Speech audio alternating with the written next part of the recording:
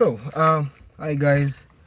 So whenever you come, we can have a chat. Today, I'm going to tell you 6 facts you should know about cars, especially if you've not bought your first car, or if you have your first car and yeah, you want to know. Yeah. So, but if you have questions, you can still ask them. Someone told me, someone has been asking for a number of days now for me to tell you guys what the difference is between the CVT and automatic transmission. So I'm going to handle that one tomorrow, but today I'm just going to be telling you facts you should know about cars in Uganda. These are things you should not be missing. If you don't know them, then you've not driven enough cars. I've driven 22 cars since I started. Yeah. So Arthur here, someone told me as well that Nkubanja Jakaka Sambuko, Jakaka Sambuko, Ujeko mtwalo gwe nyama. Yeah, so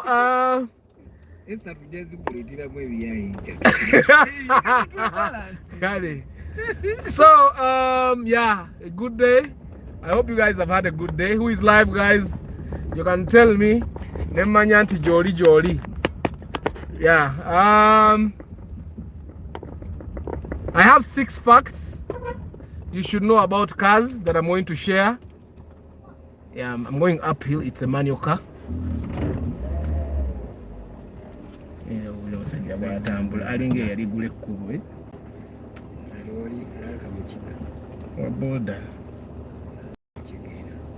Mukikiza sajja Muganda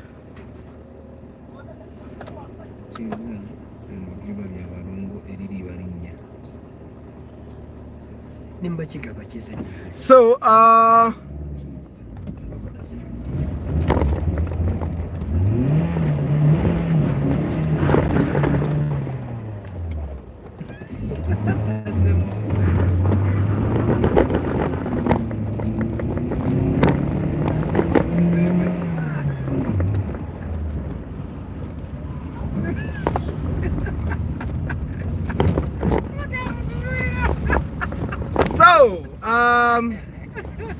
facts you need to know about cars. Fact number 1, and this is something that we don't want to stomach. We keep saying gundi yaguze motoka empya, yaguze motoka empya.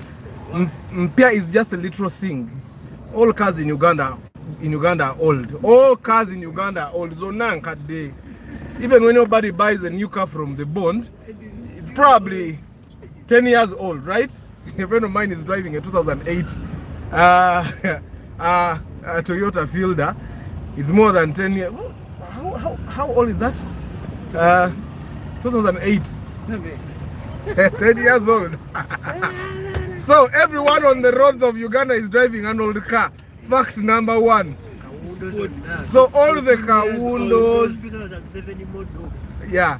So all the Kawundos, all the Pasos, all those guys, apart from government and NGOs, but even some government parastatals, some government organizations drive old cars. Yeah, so don't let anyone step on you, not greet you. We are all driving cars that have been driven by people. They are all old. So those are just numbers that can actually, you can buy a new number and put on an old car if you have enough money. Okay, you can actually go to South Sudan, buy an old car that has been on South Sudan roads for 5 years, bring it here, put a new number plate. Fact number 1. Yeah, Prados, Toyota Prados are 1992, the TXs. So don't feel bad if you're not driving a car. We are all driving old cars. Yeah. So fact number 2, and by the way, the last fact is very shocking. The last fact will be very shocking, so stick around. I'm Arthur again, and someone told me that I give very good advice, but when people want get to a time of taking action, because they don't have my number, just go to the channel about section. You will find my number there. Okay. I don't have to say it here because you can just go and copy it and save it in your contacts. But like I said, I help you choose a car, I help you select a car, I help you check a car, but I don't do it for free, okay?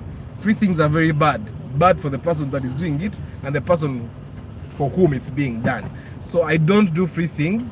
So I will help you, but at a fee. I'm not too expensive, but I'll make sure you get a very good car. You'll not regret buying one. So stick around for last fact. Please share this video with your friends that you think will need to see this information.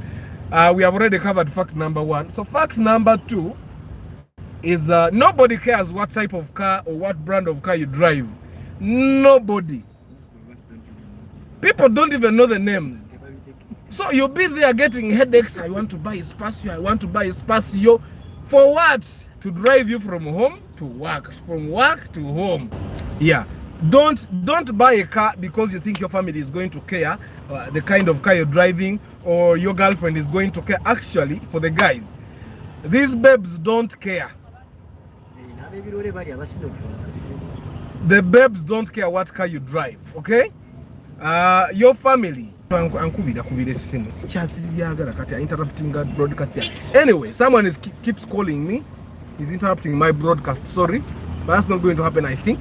So I was still saying, nobody actually cares the car you drive, okay? It's just a car. It drives you from one place to another. Buy a car that makes you comfortable. Buy a car you can maintain. Buy a car you can fuel properly. Buy a car that that your family, the immediate family, the people that travel in the car. Yes, Patrick, thank you for coming live. Yes, I'm going to do an X-Trail review very soon, live on the car. I already told people about the X-Trail. Yes, you're welcome, Catherine. No worries, no worries. So I'm still saying, fact number 1 was that every car on Ugandan roads is old. Even the Kaundos that look very attractive. Nazo had the so umuntakulinya kumutwe na kuuliza bubi olokuba toyina motoka. Okay?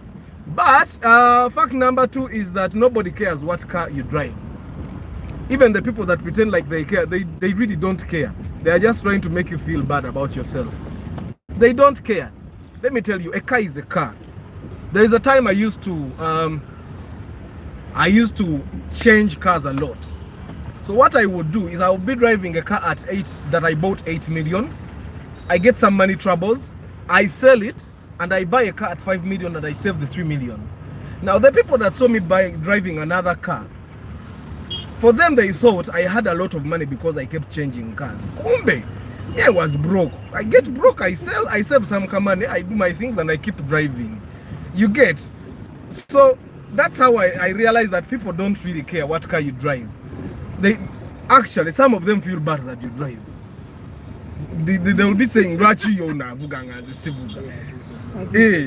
you can be changing, like for example, me, I was changing from a new car to an old car, but still they would feel bad. Hey, you guys, you're spoiling money. You get? Sometimes you'll be changing from a car that consumes a lot of fuel to a car that doesn't consume fuel. And someone doesn't know why you're changing, but they are simply saying, you have a lot of money. You know, it's not really because you have a lot of money. They are not actually caring that you're driving a certain type of car, but they are caring about the fact that you drive. Nobody cares about the type or brand of car you drive. And nobody cares that you have leather seat covers on your seats in the car. Nobody cares that it's dirty. Nobody. Actually, if they care, they probably feel bad about it. And then you see those guys that take butala in the grill. You go and put those butalas in the grills to feel special. Trust me, you're wasting money. Those things don't serve any purpose. Okay? And it's a fact. You know, when you buy a car, if you're going to buy a car for transportation to home and work, to go to the village and visit, buy a car that will serve that purpose at the cheapest possible way. Okay? You don't buy something simply because other people are buying. You see, like our friend yesterday was asking me, is it wise to buy a car when I'm going to drive it only once for 1 month a year? And I remember I told her, it's not wise. You can hire a car for a month at 1 million. And you can hire a new car. Okay, not new, we just said no car is new in Uganda. Okay, you can buy a latest number plate at 1 million for a full month, serviced for you. So all you do is put fuel and drive. Okay, so you should not be stressed and you buy a car that you're going to keep in the parking for 11 months out of 12 of the year. Okay, buy a car that you need, that will serve the purpose. Okay, and one that you can fuel, one that you can maintain, one that will give you peace. Okay, don't buy a 7-seater when you have only a girlfriend. You can buy a 4-seater and you still be fine, but then you're buying a 7-seater because your father told you, Musimanya, the 7-seater is a good car for a man to be driving. Yeah, you be there, you buy a RAV4 because they said espacio ya bakazi. Nobody cares what car you drive, whether it's a car driven by mostly women or mostly men. A car is a car. Okay, someone used to say that even if you drove something that didn't have a windscreen or it didn't have a body, if it had the tires and could move, you would be safe. Look at these border guys. Yeah, so 2 facts already. We have said that every car in Uganda is old, and we have said that nobody cares the car you drive. Well, especially the people that don't have cars, don't listen to them. Okay, and you know, people that don't have cars have ideas. They will tell you that nawe togula Alex yabakazi goli musajja oyina gula gundi RAV4. Okay, you a beautiful woman to be driving a Toyota. No, you should buy a Mercedes Benz. Those guys will have ideas for you, but they will not be there when you're fixing your car. So buy a car you can afford, maintenance wise. You remember the cars we have been talking about. Okay, yeah, and buy a car you can fuel. It's very important to know that you as a person, you'll be comfortable with the car, but also buy a car that you love, so that you when those naysayers come, you don't actually feel bad. Fact number 3, and this is very important: don't ever fail to buy a car that you want because it has an old interior or a faulty engine, especially if that particular car type is no longer imported into Uganda. Let me just look at you straight. Don't fail to buy a car you want because the interior is old or because it has a faulty engine. You know, some of these things, the way we do it, you look at a car, you like it, and you know very well it's no longer imported, or you cannot afford it at new, and you have not been able to find someone that has an old one, okay, which is very good, in very good condition, and they are selling. So what you do is you find a car that is not up to standard, and you make sure you reduce the price, okay, and you bargain so that you have the balance. If it has a faulty engine, you make sure you have enough money to buy another engine and pay the taxes to URA. You basically don't have to pay taxes, you just give them a fee to allow you to put a new engine in the car. Okay, I hope you know that. You don't just go to Chebwise and put another engine. That's a very bad thing. The day URA finds you with that car, with an engine you did not tell them you were putting, the car will be taken. Bazitwara, URA takes the cars that have engines that are not in the logbook. So you deduct the money from the person you're buying, from whom you're buying the car, and you keep that money to buy another engine. Okay, I hope I'm clear. And if you find that it has an old interior, those are things that can be worked on. You can even buy new seats, you can even buy new cushions, you can even buy a new mat, you can even buy everything in a car can be. And even if you don't buy, those things can be redone. Like there are guys that are specialized at rebuilding interiors, and they make it, and it's as good as new. Okay, so don't ever fail to buy a car that you really want, and because it has a faulty engine. Engines are bought every day, and engines are not very expensive.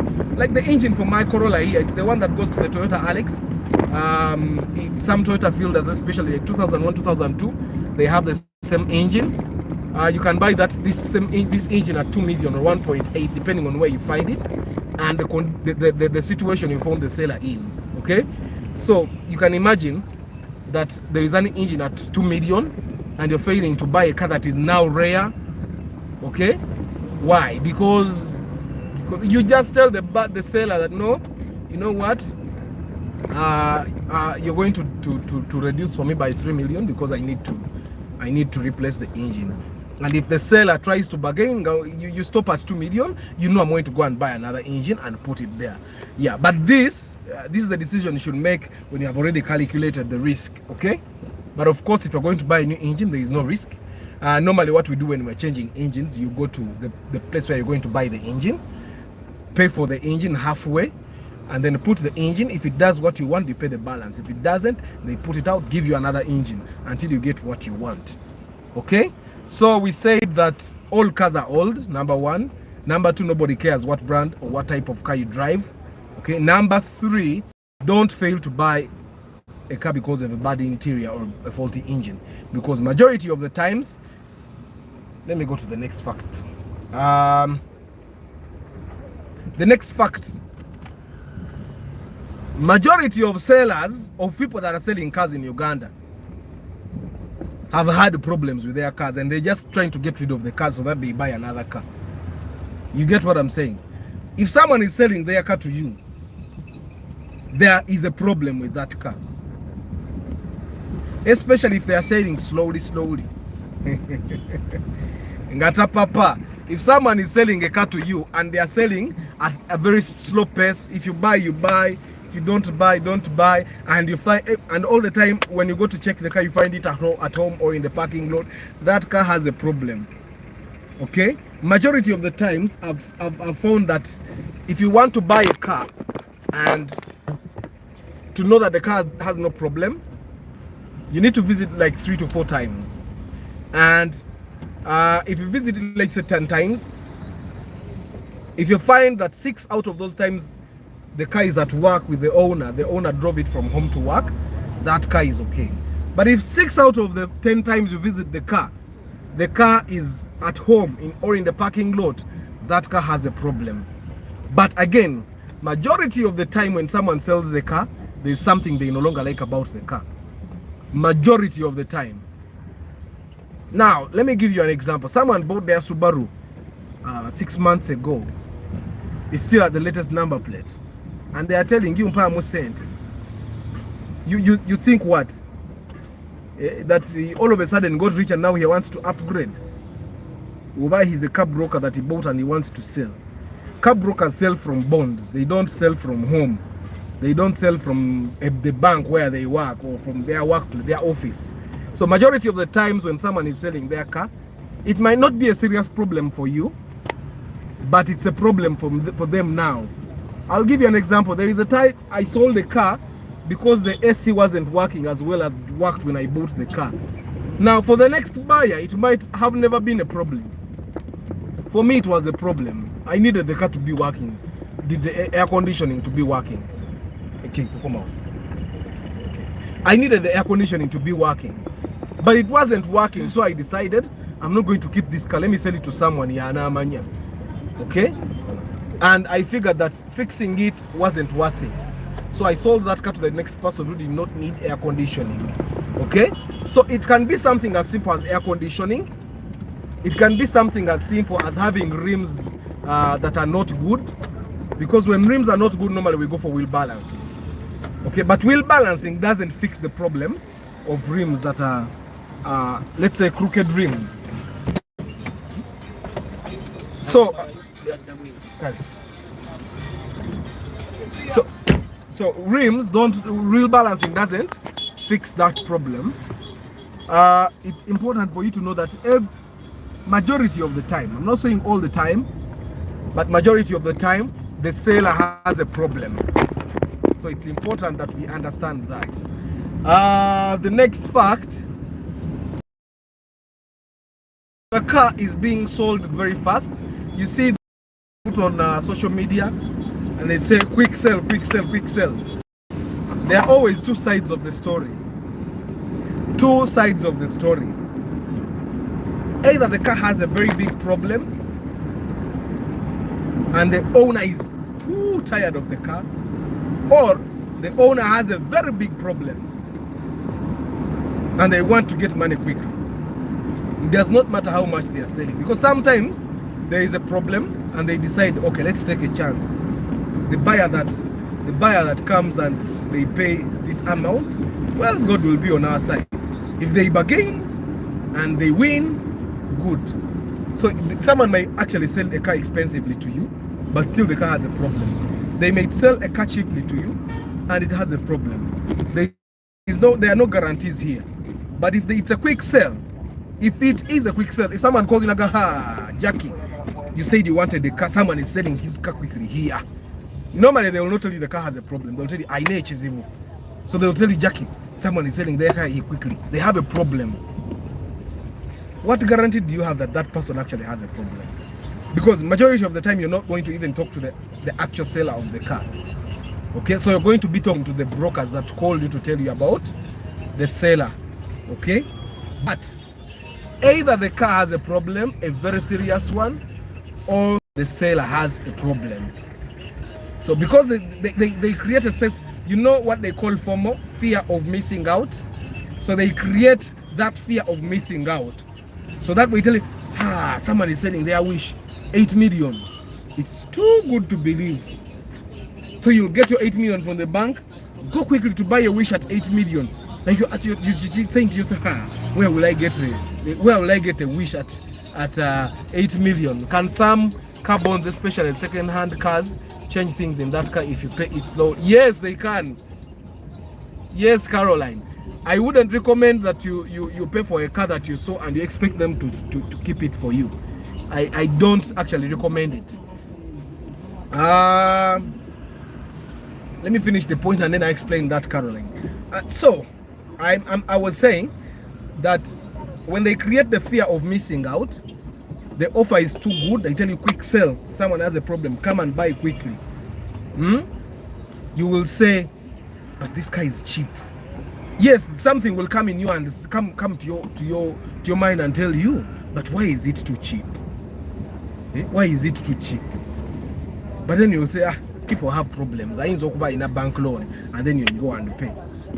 Okay, but some of those quick sales, there is a time someone brought a car to me. It was you know, the town S's, the Dudus, the cars we used to call Dudus, the versions of Nuas that came before.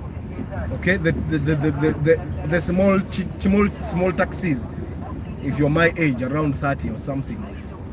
So those cars that came before, someone brought it to me. It was very nice. At that time it was a UAV and those were the latest number plates, and they brought the car to me and they said 5 million. My God, that was something. It was diesel, and they said, but the engine has something. The engine has like a problem, a small problem. But you know, at 5 million, I figured I can actually buy another engine at around 3 million and put it there, and I'll still have a car cheaper than the market price. But I don't know what. Somehow I did not pay. I don't remember why I did not buy it. And then 3 weeks later, it was being taken on a breakdown from the person that bought it. Why? The car had been stolen. The brokers that sold the car just stole it. Okay, so what happened is they told the guy to pay 80%, that the logbook is not there, that he will come for the logbook later. But before he could even come for the logbook, the real owners of the car came for the car because it had been stolen. So, but it was a quick deal, like 5 million for this very nice car. So you need to be very careful when those deals that create a sense of urgency come.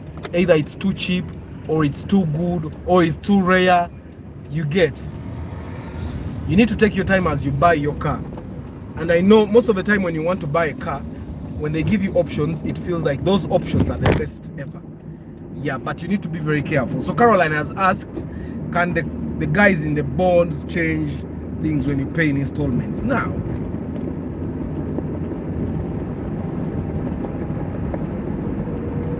my advice is always that you keep your money. I mean, we are adults. We have the discipline to keep our own money in the bank, okay, until it matures the time that you can buy a car in one go, or that you can pay the first installment and they give you the car and you pay the balance later. My advice is that instead of leaving them with the car, they should leave you with the car, and then they demand money from you. They can change tires, they can change rims, they can change radios, Okay, and once you've paid for that car and it has a number plate, that's the car you have paid for. You're not going to pay for a UBD and then when you come to pay you say the rims were changed, now I want a UBG.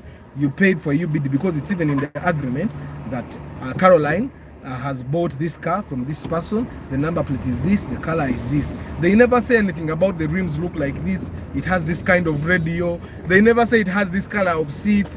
They never say that it has an engine that is this healthy or this engine number. You get, and even when they do, there are things you will not check when you come to actually pick your car.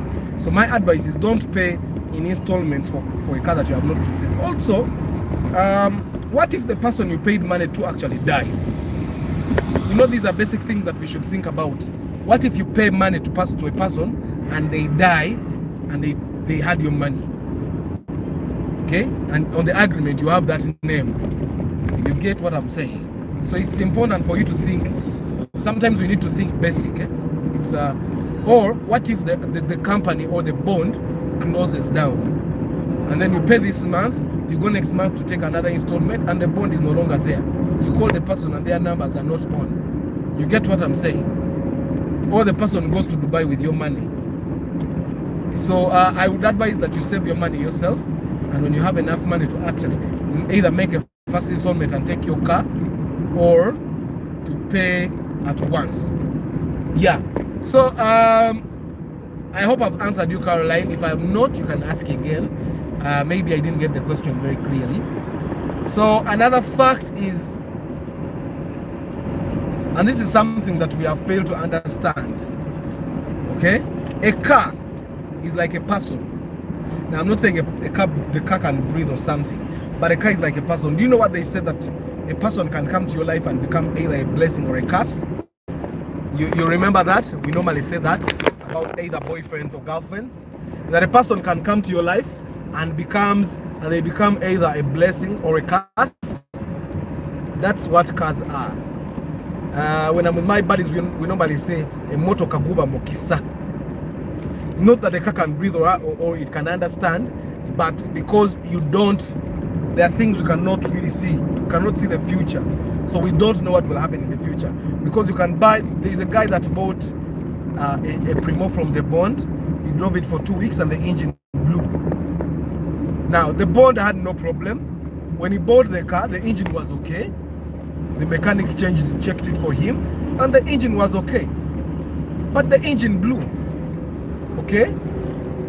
So then the car became sort of like a curse, depending on how he looks at it. Because he had just spent around 25 million to buy a new car, and then he had to spend another 3 million to replace the engine. You get what I'm saying? So a car can either be blessing or a curse. Now, for us that buy used cars, old cars, when I say that a car can become either a blessing or a curse, this is what I mean. That you can buy a car and it breaks down more times than it's on the road. Okay? So you keep spending money on this car, you keep spending money on this, but it doesn't get better. You keep spending money on the car and it doesn't get better. Okay? Now, that's when I say that this car now is a curse. Okay? And you can buy a car and you never really have to fix anything. Like I've told you about my car, I drive 80 kilometers a day, 40 kilometers to town, 40 kilometers back home. Okay? But it never breaks down. If I do any repairs, they are maintenance repairs. Okay? So like I say, for me now this car is a blessing. I've had a car before that was what I call a curse, where I'll drive it today and tomorrow in the morning it breaks down. I drive it that and the next evening it breaks down. I've had those experiences. Okay? Now, sometimes it doesn't matter how good you check, because sometimes it's your own fault. There is a time I was driving a car and the engine light kept coming back on, and something told me to check the engine oil. But I said, no, but I have oil. Where did the oil go? So I kept telling myself that there is oil, until the engine blew. That's when I realized that there was no engine there was no oil in the engine. You see, so it wasn't anyone's fault. It probably was my fault, because I did not check the engine oil. So for me, the car sort of became a curse because I ended up spending about 2.5 million in repairing the engine.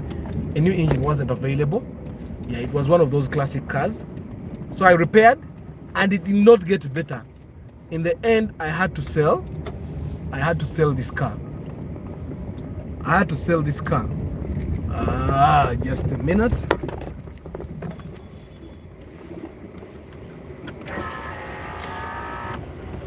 Okay, just a minute, guys. But if you have your question, please record it here. I'm going to be answering it. I'm available.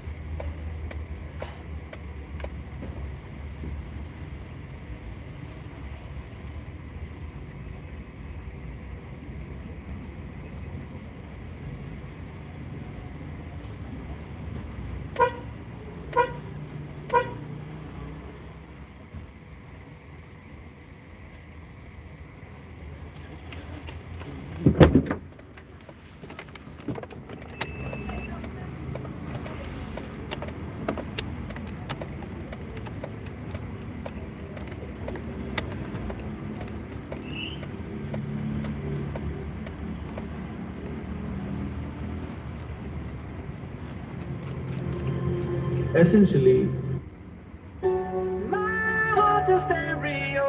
It beats for you, so listen.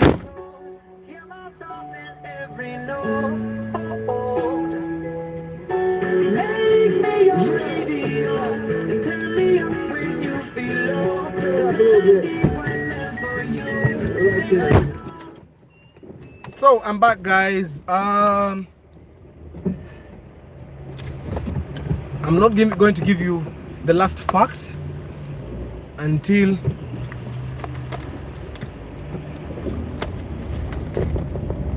I've actually answered these pending questions.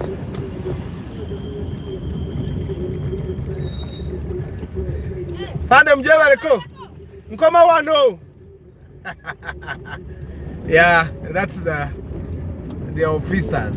Give them a smiling face, they'll give you a smiling face back.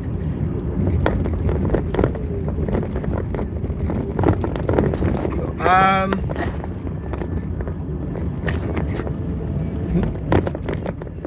let me get to a position where I can actually read. Patrick, no, this is Patrick. Nissan X-Trail. I have a friend that drives one, so let me go around.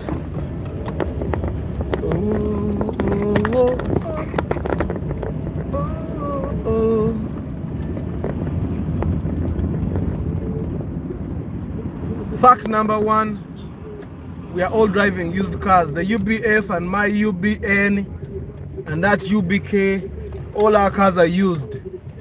Fact number two, nobody actually cares the kind of car you drive. Nobody cares that you drive a BMW. Yes, they like the sight of the BMW, but they don't care that you drive one. If you change to a Toyota tomorrow, they will probably not even give a damn about it. So while you give it a lot of importance, just know that it's not as important to everyone else. So it's important that you drive a car that you're comfortable driving.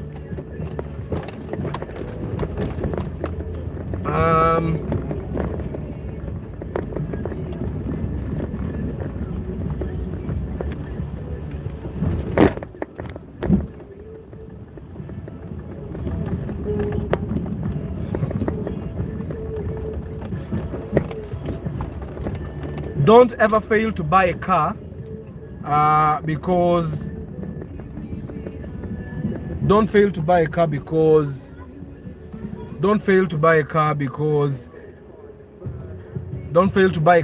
it has a faulty engine or bad interior. Don't fail to buy a car because it has a bad interior or faulty engine. You should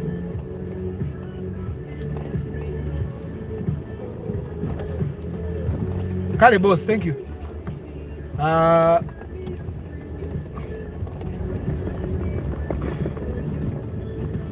You should always buy a car that you're comfortable driving. Don't buy a car because of peer pressure. Because my friend Adam bought a Subaru. I think I should buy a Subaru. Arthur drives a manual car, so I think I should buy a manual car. Men drive manual cars. That's not how life works. Life works for us in different ways. I'll just have to make a phone call. But I'm still live, don't worry.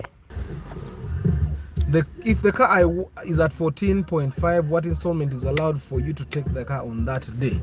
I think if the car is around 14.5, if you give them 10 to 12 million, they'll give you the car. Depending on how long you said, how long you tell them you're going to take before you pay the full amount. So if you told them I'm going to pay in like 2 months, they'll give you at 10 million. And you give them 2 million this month, give them another 2.5 the next month. If you say I'm going to pay,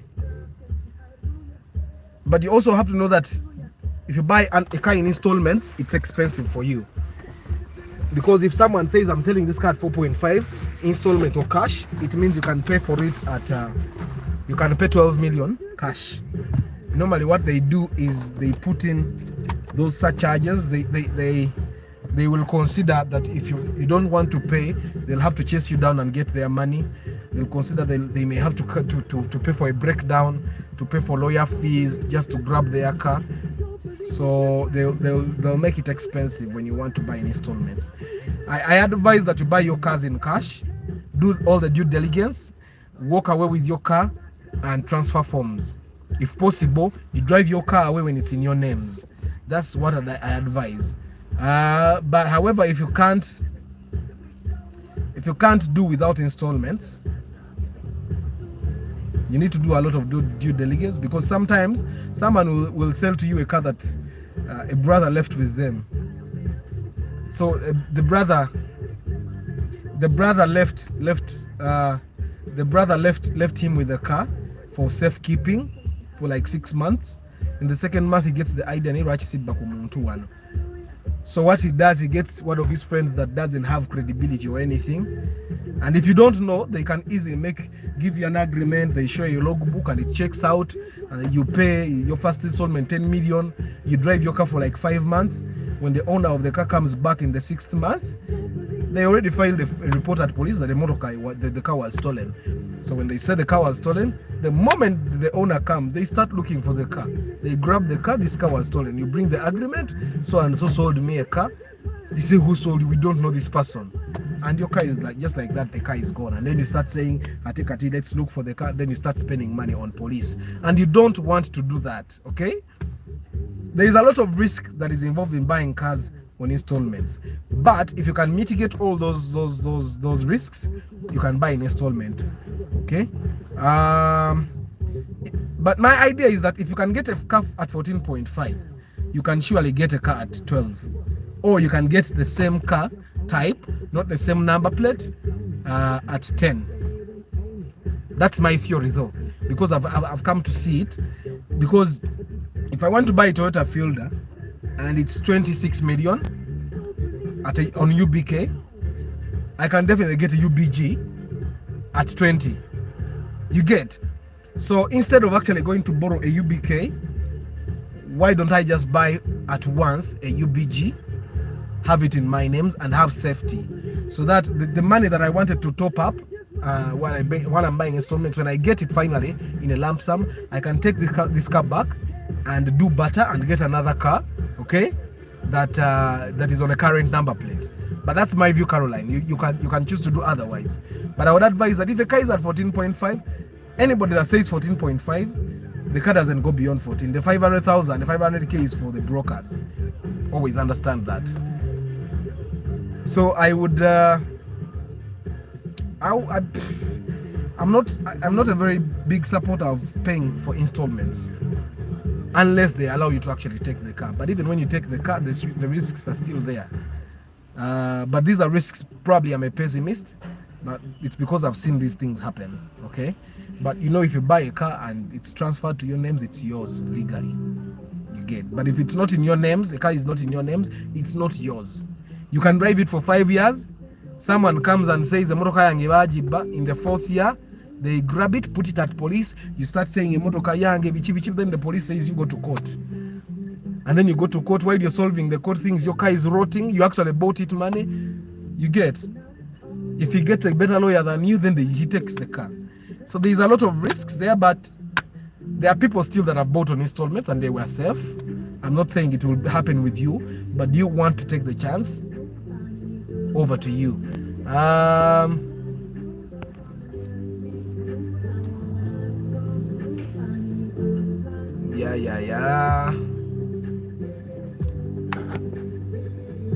Mark X and Alphard. Yeah, the Alphard. I have a friend who is going to buy an Alphard. He has a Noah now, but he wants to upgrade and he wants to buy an Alphard. I think it's comfortable, it's big, it's prestigious. Yeah. The Alphard engine problems have been reported, but some of these engine problems that I believe come because of car owners not actually maintaining their cars. So they don't really maintain the cars, and when the cars fail, you know, the Alphard is a new car, so the engine is kind of silent.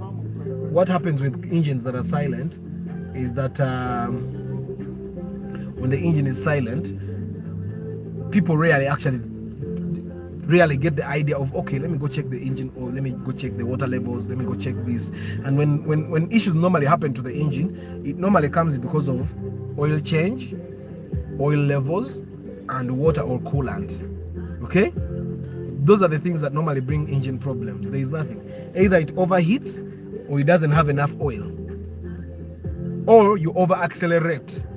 And normally a car that is silent, people accelerate. So engine problems have been reported, but in my opinion, those engine problems are because of reckless driving, or sometimes not knowing how to care for one's car. Okay, so it's important that when you buy an Alphard, you care. But an Alphard, it's a good car.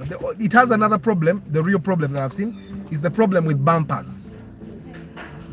It's low, and like with all low cars, like yes, good. How are you, Aban? Aban, you're tired? You're not? No. Did you ask the teacher the title of the book? No, I didn't.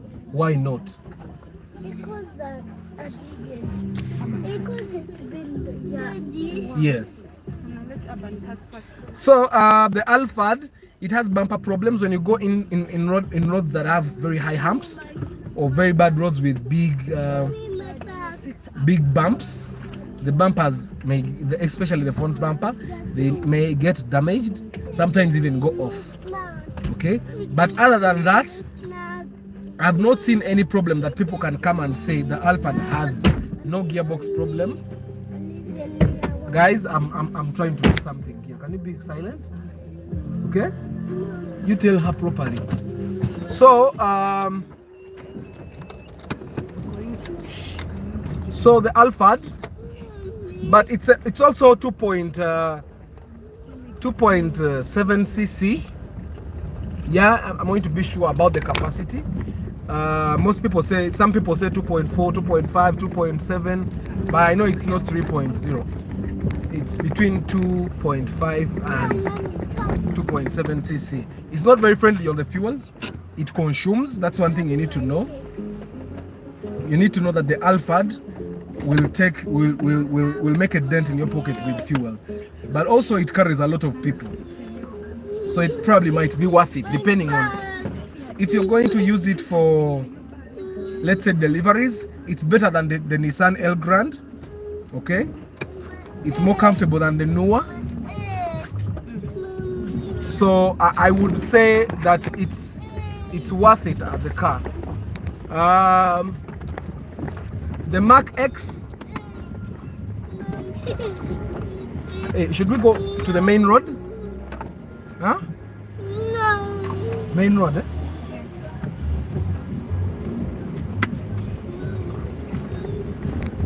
Yeah, so Alphard, it's totally worth it. Alphard, worth it. The Mark X is a 2.5 cc. And like I was talking about luxurious vehicles. the Mark X, the people that buy Mark X are not really buying it out of necessity that I need a car. They are buying a car. They are buying a car for comfort, for luxury, for people to see that Arthur drives a Mark X. Okay, it looks sexy and it's very comfortable. Okay, but it's not very friendly on the fuel. So it's important for you to know that you're going to spend some money on fuel, quite some good amount on fuel every day that you put it on the road. So Mark X is not very good on fuel. It's a 2.5cc, but I find that for the work it does, it's not worth it. Okay, but if you're the kind of guy that is going to buy a car and you want to feel good, about the car that you're driving, you can buy the Mark X. Mark X, problem I've had reported it is that it's expensive to maintain, especially with the suspension system. If your suspension system needs repair, it's going to make a dent in your pocket. Okay, it's expensive. The spares are quite expensive, plus the fuel. But other than that, the Mark X has no problem. It's also a rear wheel drive. So if you live in an area where the roads are slippery when it rains, you want to be careful before you buy it, because you're going to be leaving it home sometimes because of it being slippery.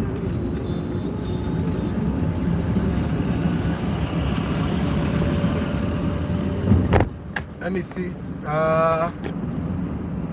Of course, I'm going to make a full review about it.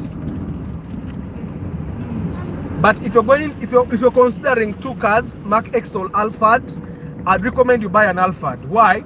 The Alphard serves the purpose of luxury, but it also can do some other work other than driving you and your four buddies. Mark X is mostly for luxury. It doesn't do any other work. It's a work to home car. But Alphard, you can drive work to home. Sometimes you can do deliveries. If you have a business where you need to carry stuff, you can carry your stuff in your car because it has space. Okay, and this doesn't happen with the Mark X.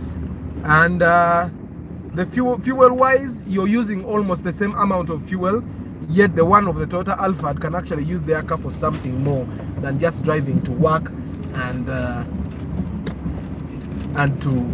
back home. So if you're considering either of the two, I'd recommend the Alphard.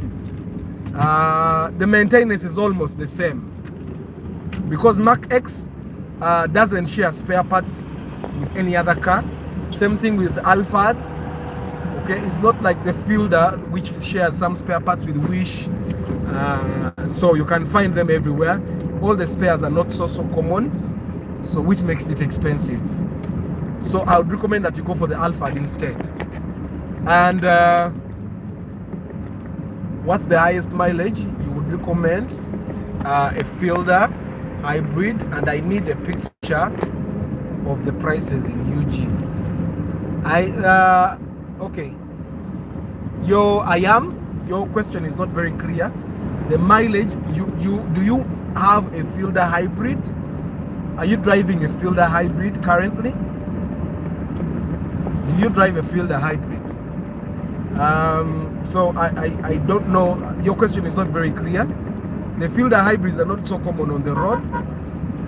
Yeah, so actually if you have one, I'd be interested in doing a review of that car with you if you drive a Fielder hybrid. Yeah, but they're not so common. But ideally, a hybrid car should be able to give you 32 kilometers minimum for each liter of petrol that you put in it, or each liter of diesel you put in it. 32 kilometers minimum. Some of them go up to 100 kilometers a liter, but that happens. The newer the year of the car, the better mileage you get with each liter of fuel that you put. So the hybrids, and it also depends on the make. Of course, the most popular hybrid is Prius, but I've seen the Kaundos now. People buy Kaundo hybrids, although the Kaundo hybrid is very expensive, about 130 to 180 million. Yeah, I've seen the Wish Hybrid. People have the Wish Hybrid. That should also give you, but the normal Fielder, the normal Toyota Fielder should be giving you between 12 to 20 kilometers per liter of fuel, depending on the condition that the car is in, and depending on how well you maintain it. Yeah, it should be able to give you. Look at that view from the Northern Bypass. That's a nice view, right? I don't know if my camera is very nice. It gives you a very good picture, but that view is nice. And I hope the guys that have not driven, you're learning how to actually maneuver the Kampala roads. Yes. You see how careful the security guy is with border borders. The border guys, it doesn't matter who you are. Still. Taxi guys, there is a taxi guy in front that was almost knocked by the security car. The taxi guys and border guys are the biggest problem on our roads. That's why I'm shifting to the other lane. There are no taxis, no borders. So I can only have to hustle with these other normal car drivers. Yeah, so the Alphard question, I hope it has been answered. But I don't know. You want to buy a hybrid Fielder. Okay, but I've said, if you want to buy one, a hybrid will give you between 32 kilometers per liter of fuel to 100, up to 100, depending on. But you know, when you're buying a car, it also has a manual. They'll tell you how many kilometers it goes. So I'd recommend that you also read about the version of the hybrid you're buying, because even the hybrids have been, the manufacturers are improving these cars year after year. You get, some years they put more batteries, then other years they put a better engine, then other years they put a better charging system. You get what I'm saying? So sometimes the cars get better, sometimes they get worse, sometimes they stay the same. You get, so there is an improvement every year. It's important for you to read about what the manufacturer says about that car, but to also read reviews from people that have driven those cars. That's why when I'm doing a review on a car, I actually go to a person that has a car and I get them to tell us what they think about the car. If they are not comfortable coming into the camera, they'll tell me themselves and I'll share it.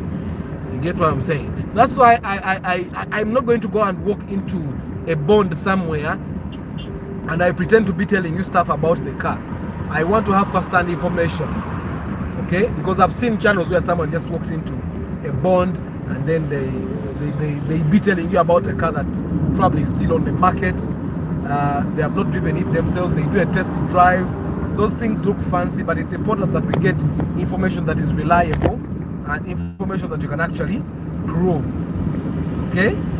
Yeah.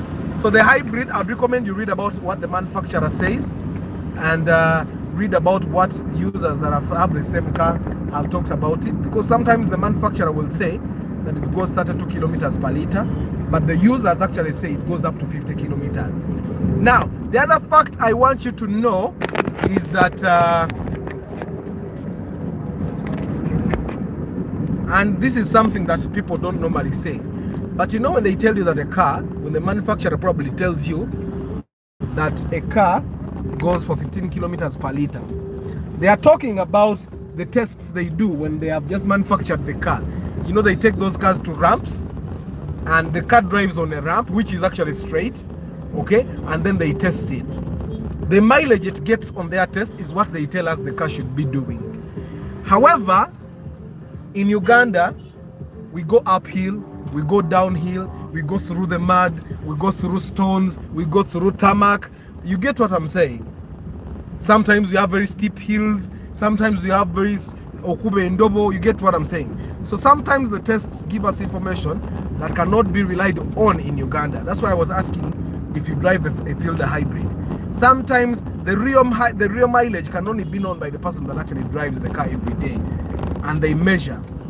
Okay, I'm going to share with you how to measure that very soon. How to measure, how to know in the clock here, how for you how to find out how many kilometers a liter goes for your car, how many kilometers it goes. Sometimes it's important for you to know. That's how you know that I should buy this car or not, or I should not buy this car. There is a car in front of me. That's a Corolla. I drive a 2001 Corolla. Now that is like a 2012 model. The one in front of us there, the U80. That's like a 2012 model. You can imagine. So that car is 10 years, more than 10 years, 10 years newer than mine. Yeah. So that car is the same as mine. It's a Corolla, but that one has better mileage of fuel than mine. It's bigger, but still gets better mileage. Why? Because the engines keep getting improved. The dynamics, aerodynamics keep being improved. The electronics keep being improved.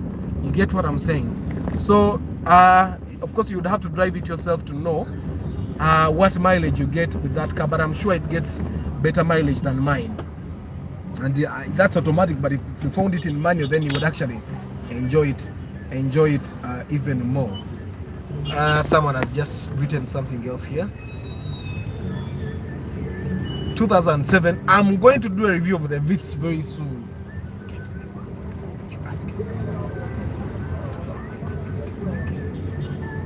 So I'm going to do a review on the Vitz one of these days, live, and I'll talk to the person that actually owns one, and then we get the experience. But it's a very good car. Although I find that now it's being overpriced, 26 to 30 million. I find that to be on the high end. Yeah. But I'll do a review on that very soon. Johnny, yes, I am. You want to buy one?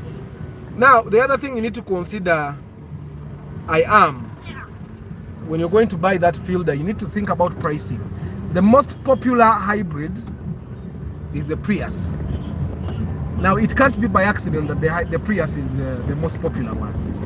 All these other cars, they modify to make hybrids because the Prius has been successful. And these cars are popular. Like the Fielder, it's very popular. So the manufacturer will definitely want to make a hybrid version. But you wouldn't know if it's as efficient as the Prius. Of course, the Prius is not as sexy as the Fielder. So but you need to ask yourself, and also look at the pricing, because you may find that the Fielder hybrid, the 2010, you'll find that you buy it at 30 to 40 million, but then they are selling you the same version in a Toyota Fielder at 60 million. So you need to ask yourself, is it worth it when I'm buying? Is it worth my money? It's important that you ask yourself and do the math, and then you think back, in case it fails, what are the chances that I get the spare? Because since Priuses are very successful, chances are high that the batteries are there in case they fail. But the Fielder hybrid is not as successful as the Prius.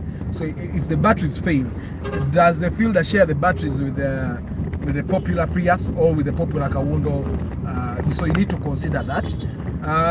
The advantage you'd have with the Fielder hybrid is that some of the spares, like the suspension, the shocks, the hybrid will be sharing with the normal Fielders, okay? Which doesn't happen with the Prius. That's the research I have to do to make sure that I get the information for you.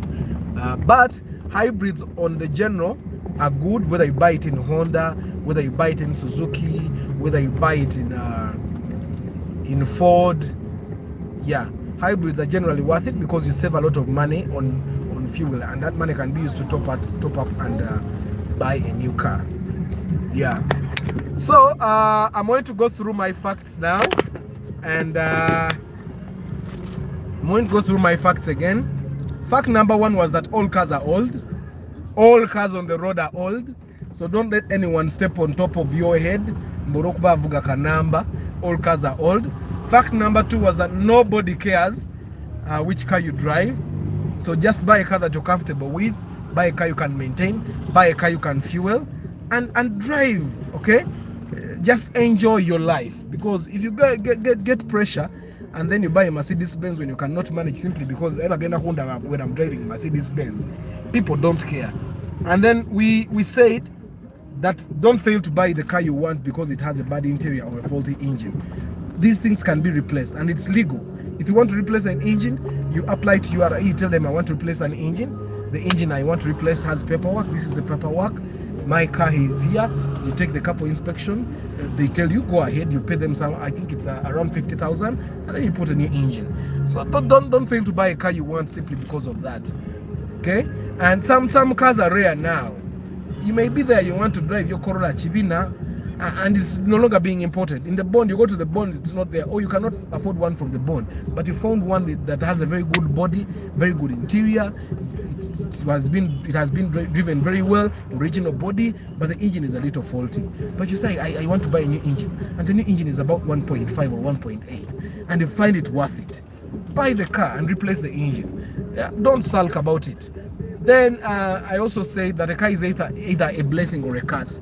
And this doesn't mean that the cars understand. No, a car can give you as much trouble, too much trouble for you to start thinking that, my God, why did I buy this car?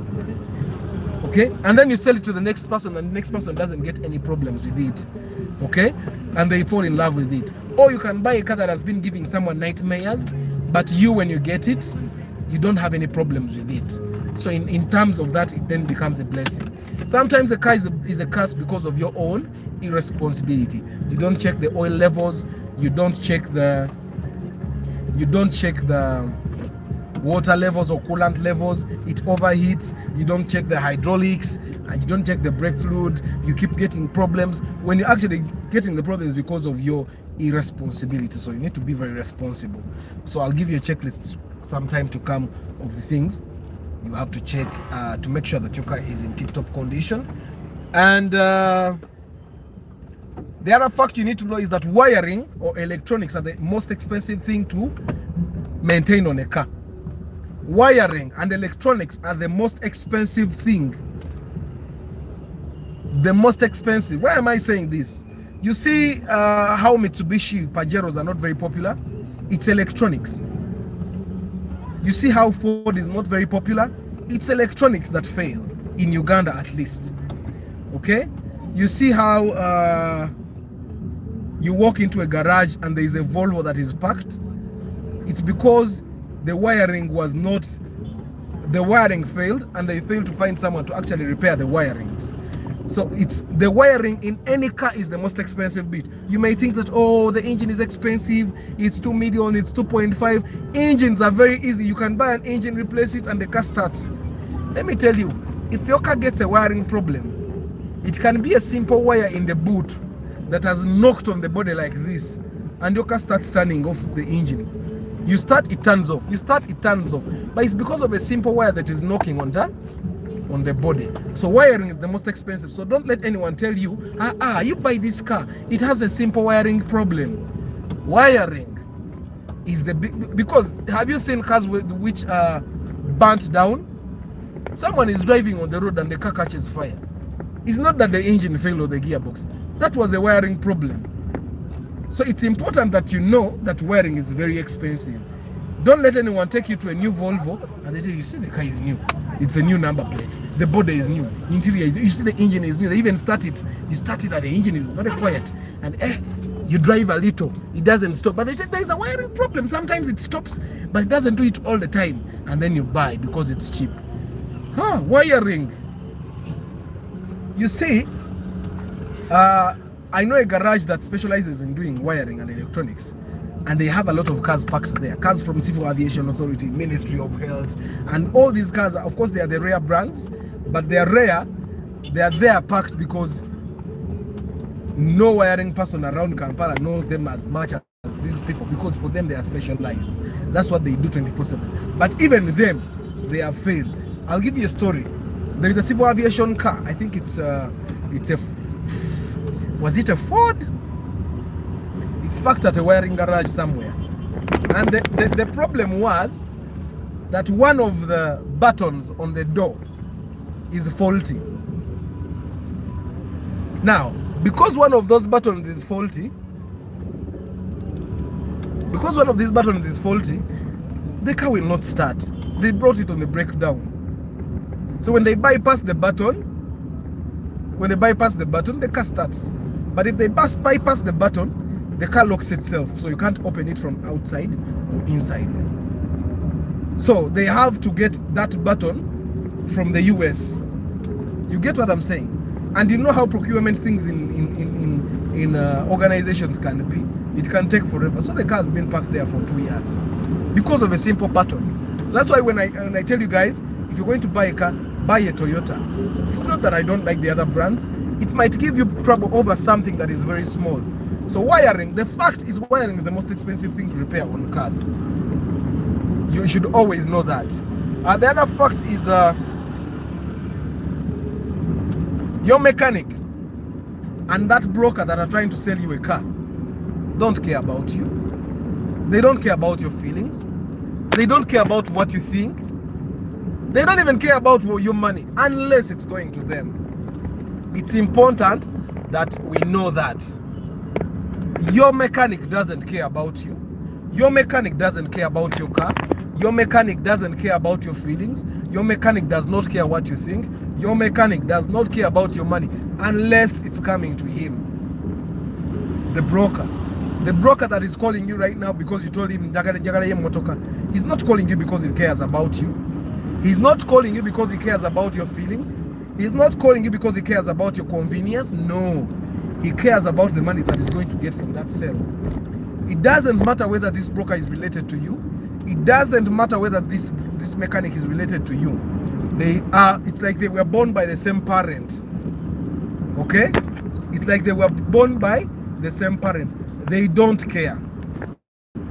I don't want you to ever forget that, whether you're with me or not. You go out in the market, you are on your own. I told a story of how a guy came to buy a car from me. He had a small problem, but the guy that was brokering the deal was the brother to the other man. He said, don't say anything. Leave all the talking to me. I'll even do the drive test. So I didn't say anything. They paid me my money. The guy got his brokerage fee and they went. He was his brother. So a few months later, the guy calls me, but this car destroyed. But I told him, I told your brother. And he told me he's going to handle everything. You get what I'm saying? So it does not matter how, when you take someone to check a car for you, make sure they have something to lose. Your mechanic has nothing to lose. How much do you give that mechanic a year? You get, if you're going to buy, for example, a car from the bond, you're not going to be fixing that car all the time. It means that man will be probably making about, he will be making like about 1 million from you a year. And here, the bond guy is telling him, I'm going to give you 1 million just to say buy the car. Do you think he's going to refuse that 1 million? He has nothing to lose. Where are you going to report him? Nowhere. You get? So you need to make sure that people have credibility. I'll tell you that these days social media has given us a lot of power. A lot of power. If someone harms you and they have a brand to protect, you can go to social media and say this person did this to me, or they helped me make a bad decision, or they made a bad decision for me because they were the professional on my side and blah blah blah. For example, if you took me to check a car for you, I have something to actually lose. You say Arthur says he checks good cars, but I went with him and we bought a car that is stolen. That's a dent on my name, and I don't want that. You get? So but the fact is that your mechanic does not care about your feelings. He does not care about you. He does not care about your money, unless if that money is going to his pocket. I hope that is clear today. The other fact, the very last fact, because I have to log off. The very last fact. The very last fact. The very last fact. Let's first go through this junction here. Yeah, bye bye my Corolla. Yeah. So let me tell you the very last fact, and this fact works for guys and ladies, but mostly the guys. Don't buy your girlfriend a car. Don't buy your girlfriend a car. Yes, I just said it. And for the ladies, don't buy your boyfriend a car. Yeah, you've heard me. Don't buy your boyfriend or girlfriend a car. It's not your job. It's not what? Don't buy your boyfriend a car. I've seen men that buy babes cars. get them to commit. Trust me. You buy a car for this babe, it won't get her to commit. Trust me. So don't buy that baby car. Don't buy your guy a car. These things are material things. Okay? Let this person work their ass off and buy a car for themselves. They'll treasure it. They'll take care of it. Now, I'm not saying don't buy your husband or wife a car. Those ones you can buy. Okay? You risk, you put money where you see. Girlfriend, boyfriend, you guys have not gotten to the commitment level where it's worth it for you to get 5 to 10 million and buy someone a car. Don't buy your boyfriend or girlfriend a car. Okay? Buy yourself a car and drive them in it, or lend them your car. Don't buy them a car. I hope I'm clear. Fact number 1, and it's major fact. If you don't listen to me, it will end in tears. Don't ever get money and buy your boyfriend or girlfriend a car. You will cry for nothing. Because you'll buy your boyfriend a car and you'll find him driving your co-girlfriend in it, inside the chick. Now, how will you feel about that? And then when you tell them, well, because you bought me a car, you take it. You get. So don't buy your girlfriend a car, don't buy your boyfriend a car. Let's just go through the facts just to make sure that we get them properly. It's important that you know these facts. Keep them at the back of your mind. The next time you buy a car, or if you're going to buy your very first car, the first fact was that all cars are old. All the cars on the road are old. It does not matter.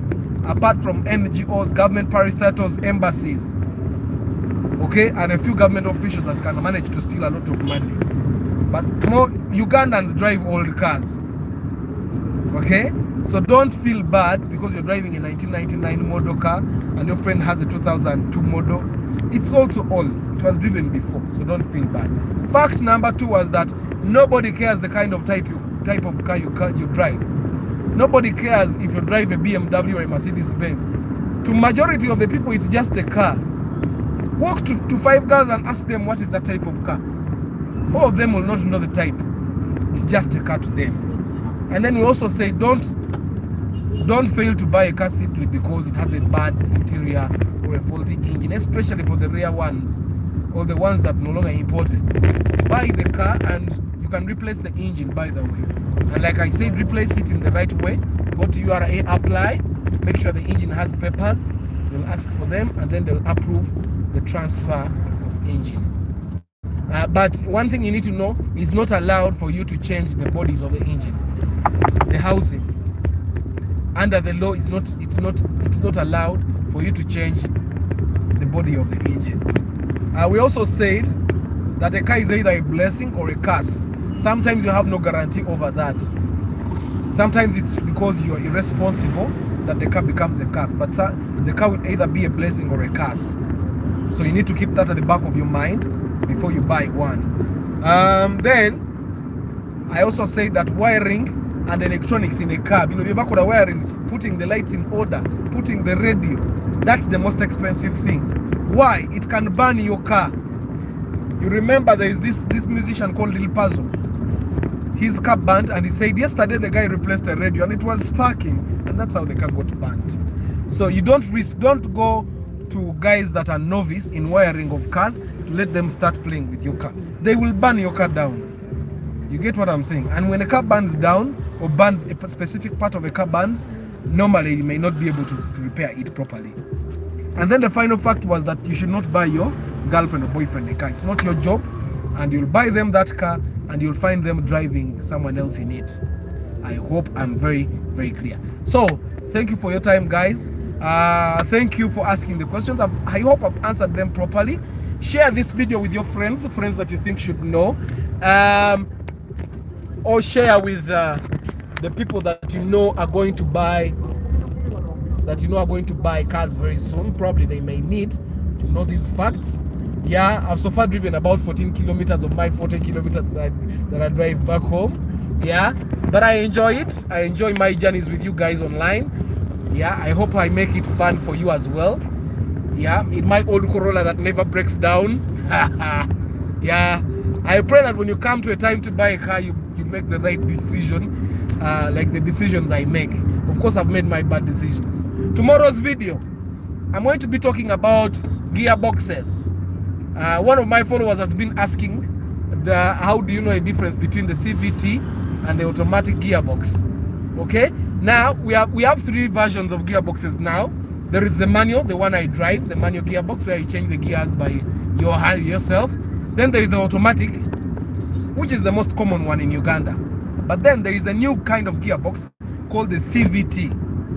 Okay, I'm going to be talking about that tomorrow evening. If you want to learn about those kinds of gearboxes, so that you don't actually buy a car that has a CVT gearbox without you knowing the troubles that the CVTs have, the troubles that automatics have, the troubles that manual gearboxes have, and why you should or should not buy a car with a certain gearbox. I will be talking about that tomorrow in my video. I'll be here 5 p.m. so be ready, guys.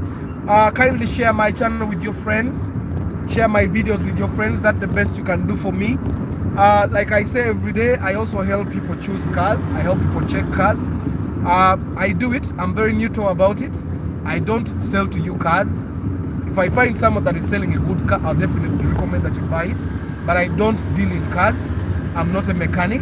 I just have a lot of experience with cars, and I know what needs to be done. So I use the knowledge I have to help people select cars, check cars, okay, on an unbiased level. I can't be paid off. Of course, you pay me, so I don't do the service for free. I also have car trackers. Yeah, so if you have a car, it would not be a very wise thing for you to be driving your car around and then one day it gets stolen and you have no way to find it. The advantages of having a car tracker in your car is that it gives you 3 to 5 hours to trace your car. 3 to 5 hours. Now, if your car, for example, gets stolen from work, you get out. No, the commonest trick that car robbers use, these car thieves use, is they come to a party, you're inside, Muchidala, and they come and steal your car away. Or you're at a burial, they take. Now, normally it doesn't take you more than 3 hours to discover your car is gone. Now, what my trackers give you, they give you the ability to stop the engine. When you discover that your car is gone, you can stop the engine remotely using your mobile phone. 2, you can see how your car is moving in real time. You can decide to not stop the engine and chase after the car. Okay, you can decide to know where the car is going and call the police ahead so that they can stop the car. Okay, now those are advantages you don't get when you don't have a car tracker. You can also, with that tracker, see where your car was yesterday or an hour before or a week before that. You get what I'm saying? You can see when your car is on, the engine is on idle. You can see when the engine gets turned on. You can see when the engine gets turned off, and so many of those functions. If your car is advanced, we can put it to show that the oil is low, the engine is overheating. They have so many functions. Okay, and the car trackers that I sell, of course, I have a trustable team that installs those trackers. But this is what I tell people when we install trackers in their cars, that when you install a tracker, don't tell anyone. It should basically be you and the person that installed the tracker in your car that knows where this tracker has been hidden. Okay, why? Because when your car gets stolen, you want to be sure that nobody that wasn't supposed to know about the tracker knows about the tracker. But if a tracker is put in your car and then you go tell your mechanic, hey, I have a tracker in my car, and then you go tell your neighbors, Kucharo, I have a tracker in my car, and then you go at the bar where you drink, I have a tracker in my car, you go tell your brother and cousins that you have a tracker in your car. When your car gets stolen, you don't know where to start from. So normally I tell people, when installing a tracker in your car, it's only the technician. That's why it's important that when you buy a tracker, you don't just go to any person and buy a car tracker. You get what I'm saying? You need to buy a tracker from a trustworthy source. Okay? And sometimes you will buy a tracker that is not of good quality, a tracker that will actually break down in a month. Our trackers outlive the cars. There is a lady I sold a car to in 2018. I had a Raum and I sold it to her. her tracker still works up to now. But you know, she told me, I don't know about those tracker things. You keep the tracker activities in your phone. In case anything happens, I'll just call you and you find the car for me. Of course, it has never been stolen. She normally just calls me to ask me, I gave my brother my car, where did he go? So if you're kind of husband or wife that wants to see where your partner goes, yeah, we can come and install the tracker in your car, and then you can see my husband says he's at work. Is he really at work? And then you check using your mobile phone to see, and you can actually turn off the engine and see if they actually notice that the engine is not starting because of that, and then you turn. Anyway, if you buy a car for your daughter or son, you may want to actually install a car tracking device. So and I sell those trackers. I don't sell cars, no. I can help you choose a car at a fee. I can help check a car you're going to buy for you at a fee. Okay, my advice is always free here. It's unbiased. I don't have any sponsored content here. Yeah, but if you come to a time and you want to buy a car, or you want to change your car, or if you want to sell your car, if someone is selling a car, I normally tell them to be honest with me, because I have guys that check. Okay, and we will find the problem, and your car will not be sold by us, because we don't let people buy cars that have problems without them knowing. It's important that if a person is buying a faulty car, they know that it has this fault, so that they calculate how much they're going to spend in repairing it, and they see if it's a worth it. But other than that, guys, thank you very much. Someone said I should say my number at the end of the video. My number is 0752991051, in case you need me. We have a website, by the way. Our website is buyakakampala.com, and that website, I basically write articles, I share these videos there and all that. It's very useful information for you. In case you're not the kind of person that watches videos that much, you can go and just read the content there. It's also there. We are also on Facebook by Kakampala, and Instagram as well. Yeah, and my number is on WhatsApp in case you want to search. I don't charge consultancy in case you ask questions there. I always give free answers. The only thing I charge for is going with you to check the car. Okay, I will charge you for that, because I want to do a good job that is not biased. I don't want to be bribed by the guys that are selling the car. Anyway, share this video with your friend, share my other videos with your friend. If you have not watched my other videos, please go through and watch the other videos. Like and subscribe if you haven't subscribed yet, guys. But thank you very much for your time. It means a lot. It makes my drives home very fun, that I'm not just driving home to music or to my kids, which of course my kids end up sleeping anyway along the way. Yeah, and their mother also sleeps along the way, so I end up being alone in the car. But if I have people that I keep chatting with, that I keep telling stuff and they ask questions, it's really engaging. Yeah, so I hope I've answered all your questions, guys, satisfactorily. If I haven't, please tell me. I'll make sure to do that. There are cars that I have to review. You guys have asked that I review. Someone has said you're so right. I can't buy. Don't buy. Hello, brother. I remember you in Chevron 2004. Tell me about Super Custom. Thank you. Well, Emma, I have a video on Super Custom in one of my videos. You can go and see it.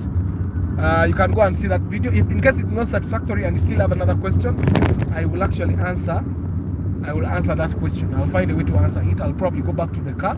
And the video in the Super Custom, I did it early 2020. So I just previously did that there. But in case you have more questions, I will be able to answer.